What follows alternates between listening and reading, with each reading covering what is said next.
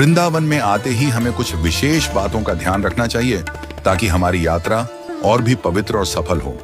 वृंदावन में हम भगवान श्री बांके बिहारी जी के चरणों में आकर उनकी भक्ति में लीन होते हैं, लेकिन कई बार कुछ गलतियों से हमें बचना चाहिए। इस वीडियो में 5 महत्वपूर्ण बातें बताई गई हैं जिन्हें हमें वृंदावन में आते ही छोड़ देना चाहिए। पहला, वृंदावन में चप्पल न पहने। जब हम वृंदावन में आते हैं तो सबसे पहले यह ध्यान रखें कि हमें चप्पल पहनकर नहीं चलना चाहिए। वृंदावन में जितना हो सके हमें नंगे पांव ही रहना चाहिए।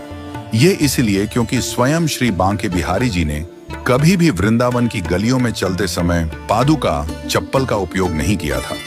जब भगवान स्वयं बिना चप्पल के ब्रज धाम में भ्रमण करते थे तो हमें भी उनके पवित्र मार्ग पर बिना चप्पल के चलने का प्रयास करना चाहिए। यही नहीं, हमें गाड़ी से उतरते वक्त अपनी चप्पल वहीं उतार देनी चाहिए और नंगे पांव ही भगवान के दर्शन करने जाना चाहिए। दूसरा, गांव और ब्रजवासियों से प्रेम करें। वृंदावन में आने के बाद हमें यहाँ के गांव और ब्रजवासियों से प्रेम करना चाहिए। भगवान श्री कृष्ण ने ब्रजवासियों के साथ प्रेम किया था। हमें भी उन लोगों के साथ प्रेम और सम्मान का व्यवहार करना चाहिए। यह प्रेम केवल भगवान के साथ ही नहीं बल्कि यहाँ के लोगों और प्रकृति के साथ भी होना चाहिए।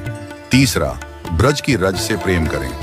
वृंदावन की रज मिट्टी का अत्यधिक महत्व है।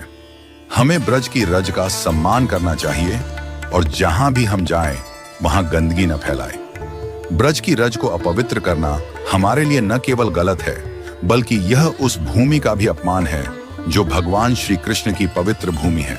चौथा, वृंदावन में आंसू न बहाए। वृंदावन में भगवान के दर्शन करते वक्त कभी भी हमें अपने आंसू नहीं बहाने चाहिए। कभी कभी लोग अपने दुखों को भगवान के सामने रोकर व्यक्त करते हैं, लेकिन भगवान श्री बांके बिहारी जी इतने सरल और सहज हैं कि हमें उनके सामने दुखी नहीं दिखना चाहिए।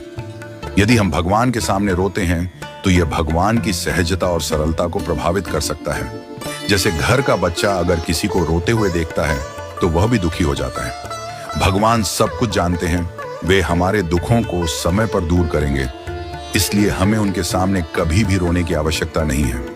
हमें अपनी भावनाओं को संयमित रखकर भगवान के सामने उनके प्रति अपनी भक्ति और प्रेम व्यक्त करना चाहिए। पांचवा, भगवत चर्चा में भाग लें।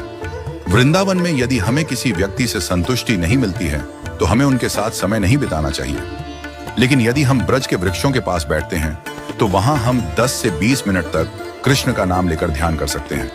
चैतन्य महाप्रभु ने भी कहा था कि वृक्षों के पास बैठकर कृष्ण का नाम लेना बहुत शुभ होता है। वृक्षों से हम कृष्ण की कथा सुन सकते हैं और उनका